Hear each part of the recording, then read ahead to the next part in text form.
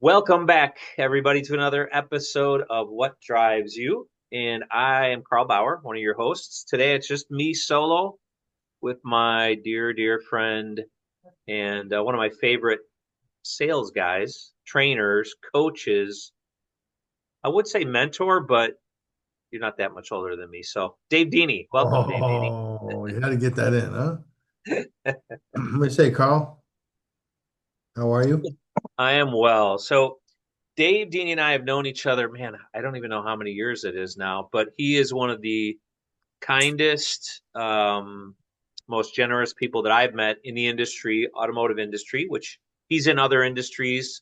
He can tell us a little bit about on later because he's a multi-business entrepreneur. But today, I noticed on LinkedIn it was your 33 year, I don't know if it's exactly today, anniversary of running Paramount Auto Lead Solutions. So that's pretty cool.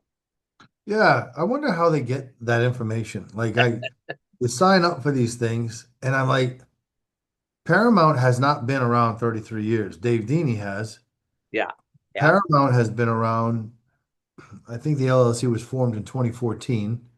I've been in the auto industry since 2000, and I've been in business for myself since 1992 in some capacity. So I think that's the 33 years. Yeah. Yeah. But I don't know. Oh, I you know what? think I don't know. Yeah, depending on who set up your profile, if you put that beginning company in there, like a month and a date, that's when it just tracks it. So I think that's what whoever, happened. yeah, Yeah, I think that's what happened. I have a DBA that's been around since '92. So there you go. okay, well, You've thank you been for helping me out. hustling and selling and working your tail off while raising four kids with a beautiful bride and providing opportunities for many young people. If you guys ever get a chance, and again we'll talk a little bit about this further, to have your friend, family member, kid, college kid trained and run through Dave's we're just calling it your university. I'm using air quotes Yeah, with your no, it's good. coaches. It's good. I got you. They will be greatly impressed and grateful for the experience because it's not a boiler room because I think that has negative connotations, but it is this training ground of intensity and positivity that not too many places I have seen in my 30 plus years in automotive. So good job. Yeah, thanks. I think the best way for people to recognize what it is, I mean, it's a huge marketing room. It has different departments. The room itself, though, you could say is a pit. It's just a whole bunch of people with great energy, and when it's not great, with bad energy. But working towards a common goal, a vision, whatever that might be. So there's a lot of energy. It's like a dugout or a locker room or being on the field together. It's playing a competitive sport called business. Yeah, yeah. A lot of And I don't know if marketing, you a lot of marketing going on though. a lot of it. Yeah. So Dave's business is basically, and I'll give you my layman's view. It's a sales organization that really is just trying to solve people's problems, whether that problem is buying radio airtime or a vehicle or financing or service. You just solve problems for businesses with their consumers. And I don't know if you remember this, Dave, but the first when Matt DeVikis, who I hope to have on here at some point, introduced us, you and I had many phone calls with me driving from McHenry back home to Barrington. And I said to you on the phone, I'm like, if you can deliver yourself in every one of these phone calls, I said, you're one of the best salespeople, empathetic, listening salespeople I have ever spoken to. And this was over hours back and forth till we actually hired you. And then you delivered on your promise of service. So I don't know if you remember that because I I was blown away because you're like, this guy's actually listening to me. He's not just trying to sell me crap. He's trying to understand my problem, understand my business, and also cater to that and alleviate my concerns and worries about hiring you because it's not a cheap service. It's actually a great ROI, but it's not like I'm hiring you for $99 a month. There's some skin in the game. yeah, absolutely. Yeah, I remember, Carl. I appreciate those kind words. You know, you're a similar creature, and I do believe likes attract. You know, we get an option and a choice in our lives to decide to work with somebody or not, or be friends with somebody or not. Sometimes those choices are thinner when needs are greater. At least that's the way I look at it. Some people might say that's not having integrity. I think there are times when I got to do some things that I might normally not want to do, not illegal. I'm just talking about in general, spending time sometimes with, someone that really doesn't appreciate you like you really would like to have in business. But then you have more choices when you get better at whatever it is you're trying to do good at, be good at and do well at. Um, the listening part, I know I like to talk, so I'd like to say that or hope that I listen well. I do have a switch though that has a good filter to it, I think. I think I've developed a good filter to know, and it's okay to not listen sometimes because sometimes people just go on and drone with nonsense, and that wastes time. So I think you Yeah. have to recognize that too. So you weren't a droner. Thank you. Yeah. Thank you. Well, again, it's, when you meet someone who I think challenges you, but also gives you um, a reason why their services or their product or their technology is beneficial and going to help. It's not just the explaining of it, the empathetic listening, the understanding. It's really, and you and I have talked about this many times. It's, Carl, what are you trying to accomplish, and how would you like the process to work? And you really made me feel like you cared about my business and how I want it to work, even though in the end you probably did it the way you were going to do it anyway, and you won my business, but you delivered. And so in business, that's important That's a because good point. That's a great point you just made. No, really, it made me think of something. I cut you off though, so I'm no, being you're good, you're good. okay. Where I was going with that, you brought up a good point that I talk about. Uh, I talked about it on my podcast, on different, interviews and things. One thing in particular that people have a tendency to do in our business, maybe I'm sure it's in all businesses. The main thing that we focus on or do right now is the auto industry. And I noticed there's so many dealership groups. It doesn't matter if it's their service department or sales.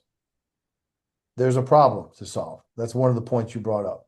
Selling, that could have negative connotations to it as well. And selling to me is just problem solving. If you know someone's got an issue and you're understanding of that issue, they might say to you though, they want they want it solved, but they want it solved a certain way. What they really want is they want it solved.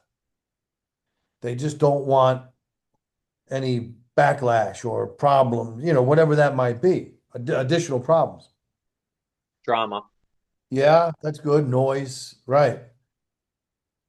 A lot of times though, what happens, Carl, and people have a tendency to want to control, especially leaders. So the leaders have a problem and they're pretty gracious about saying, yeah, I got an issue.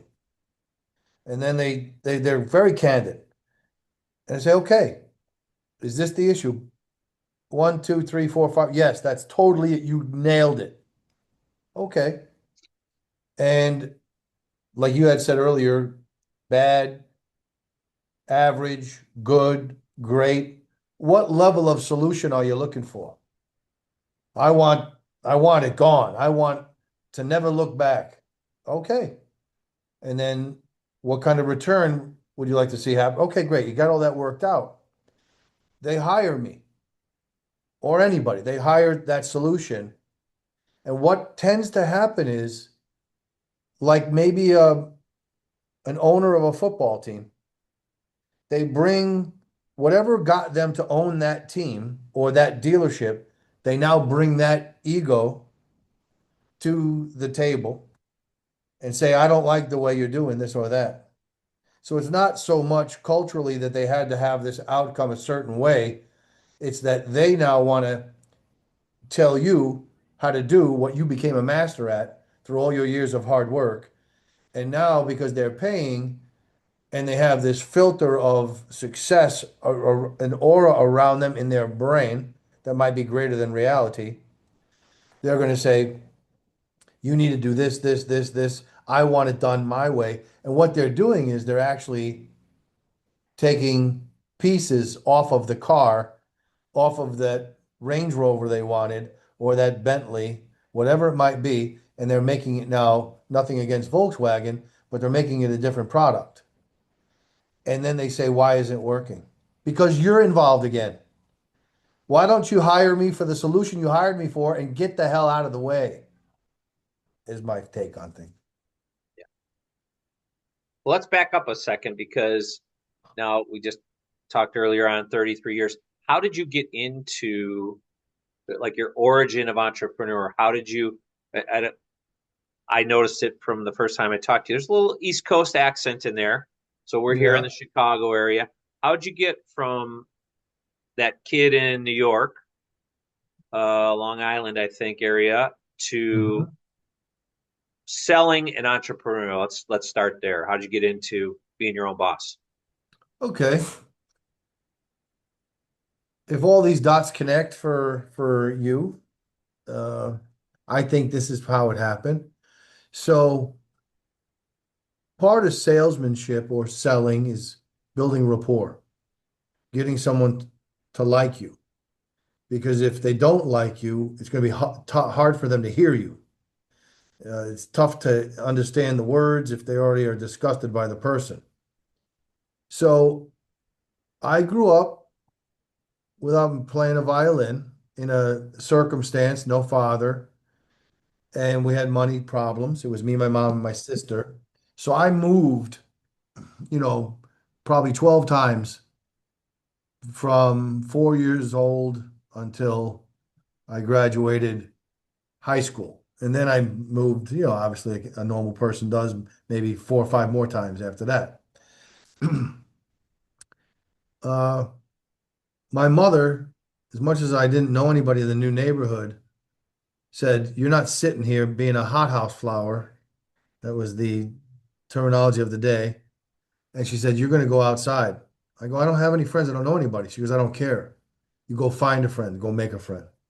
So I got in the habit of finding a way to build rapport enough so they'd like me enough to let me play in whatever they were playing on the street that day. And then the same thing would happen when you go to a new class and you're the new kid in the class constantly, So I think that was a precursor or a foundation for relationship building, which I believe is important in selling. I also, because I didn't have any money, always was trying to figure out how to make some.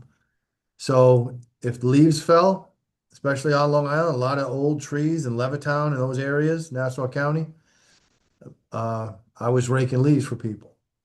And the snow fell, I was shoveling. When I was old enough to use a lawnmower, then I was knocking on doors saying, "Do you need your grass cut?" Didn't know it, but I was selling. Not so much, but I was banging on the door and asking. Probably trying to be a sweet, nice kid. "Hey, oh shucks, you need somebody to do this for you?" And maybe that nice person would relate to me.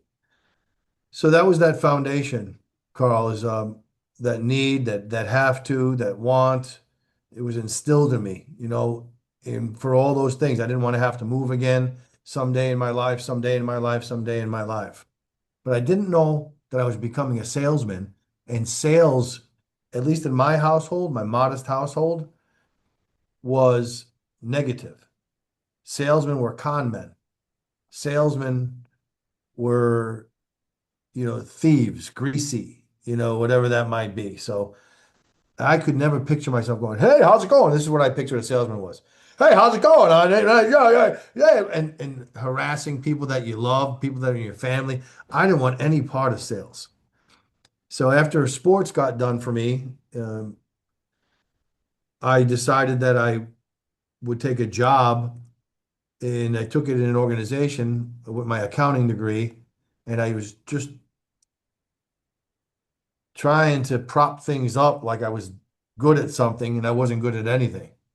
But I was pretty good at making friends and decently smart guy. And I saw salespeople making money, and I'm like, well, maybe there's a way for me to run this company someday because I got the smarts on the how to of running business. And I got sold early on that from sports and from everything that if you want the respect of others at some point, you got to be able to do the thing that the best on that team or on that in that organization do. Lead by example. So finally, I'm like, man, if you can't beat them, join them. And I decided I would make my first sales call. And it was just like making a new friend. It was just like playing a sport that I maybe had some fear in playing. It went away like this. And nature just took over. And I was like, wow, this is what I was meant to do. So that first phone call, selling something, connected all those dots of all those years of all that pain, all those other things. And then I just applied. I don't know where I know how this started one way, so I'll show up in a second. But then I just applied all the things that I applied, and every other thing that I was challenged by in my life was that if I was willing to outwork everybody around me, then I deserved somehow to have a result that was better than everybody else. Because I used to ask myself this question, God, if you're making us all the same, right? And I truly believe that in my heart. We're all the same. Then if he's really your father, and I'm not getting religious here, I'm just saying that's my belief. Why is he going to smile on me and not the guy sitting next to me? We all want the same thing. Like people praying when they're playing football on one side and the other. I don't think God chooses. I think it has to do with what you're willing to do for what it is you want. And that doesn't always work out either. But that's the only thing that gives you some control over your life. So that's that. Hmm.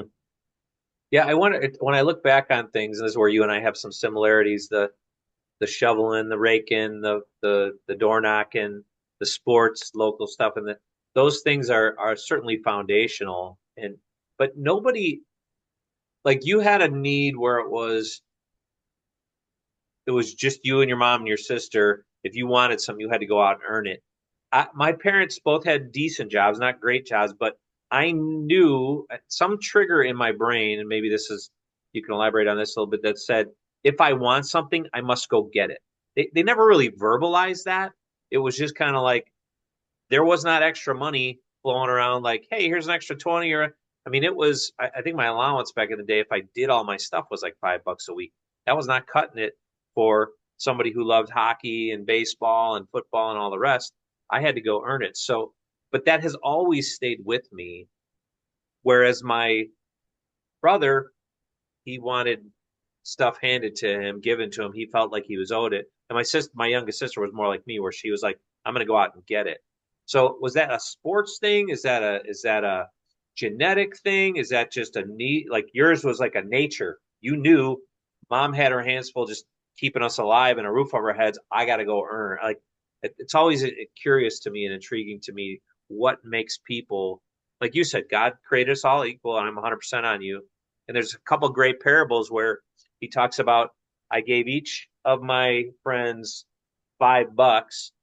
You buried yours in the ground, and you other two went out Yeah. and hustled. I'm paraphrasing it, Yeah, modern. I remember, I know it. But it, what makes people, and this is kind of the purpose of this podcast, is what drives you. Was it nature, nurture, and what continues after 33 years of doing this every dang day to continue to drive, continue to strive, and continue to give back to the younger generation to bring them along with you? Um, Yeah. I wish I know my answer is just faith, family, and I enjoy freedom. So those are my kind of three core principles. What was it to you that did drive you and continues to drive you to this day? Yeah, that's a good question. And I don't know that I've thought, I have thought about things because people will say, man, you don't want to just be grunt or grinder forever. Like you want, and we, before we turn this on, we were talking a little bit about that. You know, if someone's being successful in the world at anything, I've been a copycat my whole life. Copycat in the sense that I've got, I had my drive, and I think I explained it through my story of in my upbringing.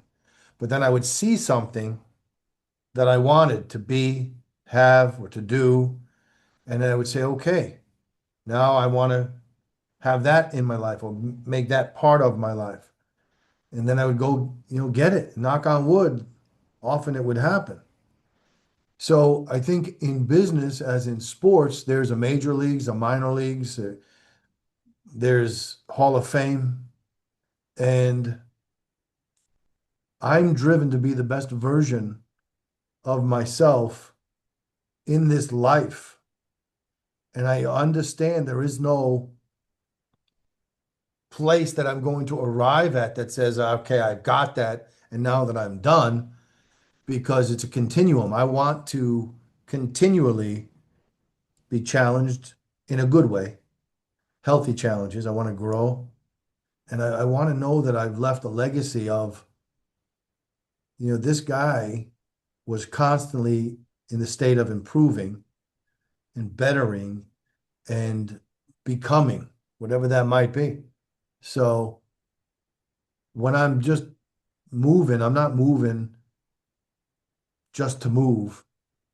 There's an intent behind it because I'm geared towards being the best version of me that I can be, whatever that is. So, Yeah, and I've just in recent, and we won't go into super big details, but the fact that you're expanding your business beyond, Chicago, let's say, is, at your level of success and your season of life is just, when you told me that a few months, I was like, holy crap, this guy's still, he's going after it, man. And I know there's some economic benefits there too, but just to put in that extra well, that's why effort. you do it, right? You do it for Yeah, all those reasons. Yeah. yeah, another team, another culture, another set. I mean, just it is encouraging to me. Like, okay, this dude's he's still going after, man. He's still got the fire, which is great. And again, that's what gets you up, and that's what keeps you going. And that's what I think more people need to hear. Like, no matter what even if you're starting this game at 50, 55, 60, 60, like, keep it going, man, because that is what I think keeps us, as you've said multiple times, like growing, changing, getting to be where's the best version of Carl Bauer or Dave Dini? I want that, right? And status quo is not that, right? Because we're not perfect. Well, right. And status quo could be a place you get to without realizing it, and then you stop. And like you said it, like, I don't know what to do. I said this before we turned this on. Remember? I don't know. So I have faith in manifestation. I have faith that even though I don't know, if I take actions as though I knew, if I take actions and I'm willing to be humble and get help and say, hey, help me, and pray and have a direction of what I want it to look like out there, even though I don't know, then just act. And then next thing you know, you're doing something. It sounds crazy to somebody that you're doing it. I have no idea, like what I'm building, nationally or worldly. I don't know that yep, I'm doing that and that because it's all part of this and this, and therefore no, I don't know. I just feel like it's right, and I know it's important to move. And then I have enough, as Tony Robbins said, I don't know if that's from NLP, sensory acuity to recognize that if the action I'm taking is moving me closer to that place that I'm in the process of becoming next or away from. And if it feels right and sounds right, drive towards it. If it doesn't, check out fast and move on to the next thing. And I don't mean that in jobs. I don't mean that in relationships. I'm just talking about once you've developed into a person that kind of has an understanding of what you're manifesting and what you want. Yeah. I had a friend challenge me this is a year or two ago, but challenged me in regards to you got to have like a motto or a catchphrase or whatever. So I was Googling, different languages and Latin and all that stuff. So I came up with this one I think you'll like a little bit. I don't know if I shared it with you, but it's acta non verba, which means action, not words. And I think because you and I are dreamers and visionaries, a lot of times we do speak a lot of things. And my kids accuse me of this, like, Dad, you have all these ideas, and then, well, I appreciate that because from the on the at the outset, it seems like that's a positive thing. But when there's no acta, no action, it's not good. So it's kind of what you're saying. Just always be, even if you get to the end of your action, you're like, "Ooh, that wasn't right," and you pivot, which is what you've done a lot. One of the other things I really appreciate you is, I don't know if this 4, 5, 6 years ago, you said to me, Carl, I gotta bring some younger talent, teammates, whatever, and you really poured into these guys and really taught them and let them run. And that's a hard thing for a guy to go, kind of give up your business and some of the control you were talking about earlier as a leader, as an owner, to these young guys and let them. They're starting to thrive. So what triggered that decision, or what made you? Was that just a thought you had, or did someone say, "Hey, Dave, you ain't getting any younger. Let's throw some young bloods in here"? I know your boys were at that age too. Maybe that was part of it, but fill me in on that decision. No, I have four kids, two boys, two girls. I know you know that. And people would say, "Hey, you're going to leave your business to your kids," and there's no such world. Like you don't. This is not like a pen. Like no, there's no such thing.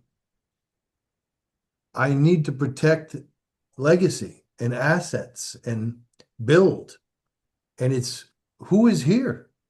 So, and part of me was like, do I believe in myself enough to want to bring my whole family with me on this crusade that I'm on? And what happens if I stink and I'm no good? Go become whatever you got to go become. I never pushed them towards whatever I was doing. Now, naturally, they're all working for the company. And I say naturally by nature, they've Yeah, come. You mentioned nature versus nurture a little bit earlier, and I do think there's something to DNA also. Some people have more of an optimistic view of things than a pessimistic view. I think that's helped me. I was born with that. That being said, I was also born with an ability to recognize things that are possible, even though I didn't know how. And I got sold on that early. But anyway, um, I don't know what I was just saying. I got off the tangent. What were we talking just? about the kids and the next generation and bringing young Younger people people. into. Thank you. Yep. And yeah, and I had people, talk about those things, good friends. I also kind of knew it, but I also knew me. Like I know when I was starting out that I wanted, like I said earlier, to be that person on top or start my own business or whatever it might be. I've already thought what they're thinking. So I got a choice to make with the best talent. Do I want to keep them as part of the team or do I want to just keep developing competition? So luckily, I've been through a bunch of things in my life when there's been a big coup and people were stealing from behind me and I take full responsibility for everything in my life. That being said, I want to learn from these things and then I want to build a better business, a stronger business because I deserve to and I can. And things that people copied, like I might have copied, but then stole, I chose not to steal. And then I just believe that, okay, I'm going to go do this thing, whatever this thing might be. And that was the auto industry. And I'd already had a taste of it early in the early 2000s and got involved there. But I had done personal training, not physically, but assisted that kind of business. I've owned an insurance company. I've assisted money managers, Northwest Mutual. I don't care what it is, furniture, travel, you name it. If it had something to do with generating a lead or speaking to somebody over the phone about the possibility of an appointment. I've done it. People come into this room, this building, they say, "My God, can you set us appointments? Can you sell something? I know you've been here." And I'm not bragging. There's an energy to that. And so I knew, Carl, at some point in time, I believed in, was it Rockefeller? I don't know. Someone said I'd rather have 1% of 100 people's effort than Yeah, 100% of my own. I love that one. Yeah. So if you're going to grow, again, back to team sports, you need a team. And if you're of the mindset that it's all for me and everybody, that's silly. Doesn't make any sense. You want your people to win. But I'm not a martyr. I want to win. We all got to win. But if I'm the only guy walking in the room that's won, that doesn't sound like any fun either. So it wasn't as much younger as it was hungry. I want to get people around me that are as hungry as I am about winning.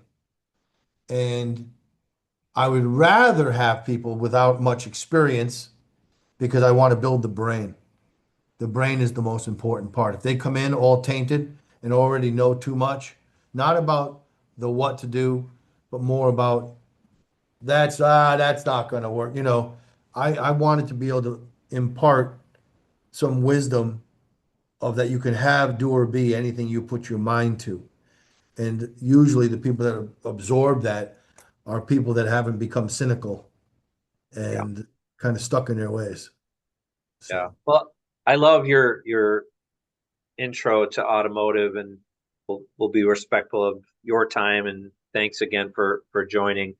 Um, but just the fact, and I have another buddy of mine that did a similar thing in the insurance business, but and I'm referring to Gateway Chevy when you just came in and took all the leads that were laying on the garbage can or the top of the desk and took that challenge on. So again, that's a rare thing to do things, or your willingness to do things and tasks that others don't want to do and make a business out of that. mm, It that's just one of the best automotive stories. And knowing those people that were at that place and that type of business that they were, and seeing you succeed through that trials and tribulation is a testament to who you are and your drivenness, no pun intended. Um, so yeah, just that's why I think your business is still needed and continues to excel, because most dealerships, just people in general, they do not want to put in the time and hear no, no, no, no to get to the yes. And so that's why your business is still a super needed um, company out there and service in whatever industry, not just automotive. We just happen yeah, to be in it, but yeah, anything where you got to get somebody on the phone and convince them of something. But yeah, it's profound to watch the journey and see you go. The humility, even at a successful level, to go, all right, I got to pass this on to somebody because I ain't going to be here forever. yeah. You know, again, the passing it on thing, I don't know that I'm doing that, Carl. I, I don't know that that's my first thought, but it is a cause set in motion that I'd like to see continue to provide for the people that have busted their butts and get it and want to win. Like if more sports analogies, right? But if the owner of New England Patriots, I forget Kraft, dies, there's something good happening there. I don't know that he's worried about passing along if the kids don't want to deal with it or whatever. But man, you've got a great team, and then they fall off for just a few years, and the coach is gone, and Tom Brady's gone, and look what they're doing now. It's like holy smokes. So I'd like to believe that we could create something that is going to be at a certain level. I'd love it to be monstrous. I'm praying for it. I'm going to work hard for it. But regardless of how great I do, I'd like to see somebody else step in and go even crazier with it, or not, whatever. The people have become something while they were Yeah, here. And I'd yeah, like to know that people are becoming more. Because to me, a business is just a mirage. It's nothing. It has nothing to do with anything. It has to do with solving a problem, but it's the people that are actually doing it. So yeah, Yeah. you have proprietary technologies and those things. Those are important. At the end of the day, all that technology is great. If anybody believes that they could just turn a key and all the technology is going to take care of everything and they just watch, it's never going to happen. At some level, it's going to be people with the technology that move the mountains. Yeah. So I'd like to Well, think that I have helped people with their brain to get out of their own way, to find a way to continue to grow to be the best version of themselves. yeah, and I think you and I have talked about this. The people, that's why I think you and I connected too, was the only thing you can take to the other side, not to get a religious, like you said, is people. It's the only thing we can take to the other side. So investing in people, being around people, collaborating with people is just what makes life to me enjoyable and worth living. Whether those people are family or friends or customers or collaborative, vendor partners, it's all about people. So you do a great job of that and a great example with that. And I think scaling, I think you're on the right track, Dave, with the scaling, which is you got to have talented, hungry people to scale. Because Yeah. let's be honest, Dave Dini only has 24 hours a day and can't be everywhere at all times. Um, and so you got to figure out how to scale that and be that. We got scaling up. Look at that. Yeah. So, I heard this on one of the Instagrams or whatever. And so, yeah, we're using it. I've read it and, just another one of those things. I have no idea, but somebody recommended it that's a billionaire and Vern Rule wrote it, and I'm reading through it. And anyway, go ahead. Back to your point. It's a good one. No, that's cool. Well, if anyone needs or wants to talk to Dave further about life, business, family, sports, any of those things, but specifically automotive leads, Paramount Auto Lead Solution. I think it's ParamountALS.com. Is that right? Dini, Dini at ParamountALS.com, Paramount Lead Solutions. Yep, that's us. And you can reach out to Dave.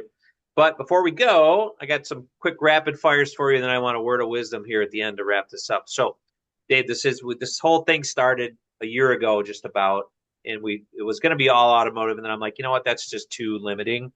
But we do kind of keep the theme of what drives you in life, and then what drives you in your day to day That, operations. that's So, great. what was your first car? Ooh, my very first car was a gift, 1976 T-Bird. Ooh, It was in 1981 that I got it, and yeah, it was really cool. that was that two-door looking wedge looking thing, right? Yeah, was it? Yeah, it was two doors. Yep. Yeah, Yeah. that was it. Long front. Yep. It Big kind of looked front. like, like a real classy kind of car, but Yeah. gas No, guzzler. it had one motor that was kind of just got you around, and then it had another one that had a little pep to it. So not sure which one you had, but grateful to have a car. What's been your favorite car that you've owned over the years? Mm, my favorite. My favorite was probably my 500 SL. I had a couple, and so one of them. Little Mercedes. And then what would be your dream car when you've scaled everything and you just buy whatever you want? Don't even think about it. What would that be? Yeah, I don't know that I have an answer for you. Cars don't drive me per your show like they used to. That said, I would definitely waste money on a car again at some point. It would be a Rolls-Royce uh, Cullinan Hmm. and the Range Rover Sport, so something like that, and the Bentley. Yeah. Yeah, Big comfy cars. yeah, It's like being in a lazy boy, Dave, with those bad boys. yeah. All right. Well, sometimes you think about how you want to feel, Yep. so that'd Yep. be pretty Just cool. just tow a gas tanker behind you with those three, by the way. That's all Yeah. you'll need. Yeah. How about it? All Say, right. And then our words of wisdom, we call this our wow question. It's kind of just a nugget that we throw out there, and you'll see it in shorts. And a lot of these have been pretty profound. Some of them have been a little bit goofy, but what would you tell young Dave Dini, 17, 18, 19-year-old Dave Dini, that you know now that you didn't know then that you wish that kid had known? What would that be? hmm,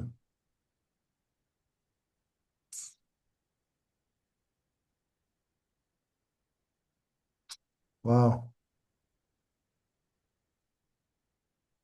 I'm doing my best to not let that 17-year-old or 18-year-old tap into the 62-year-old. So I don't know what he didn't know for sure.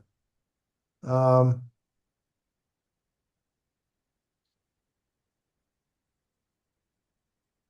it's definitely coming. It's definitely coming. Time is man-made.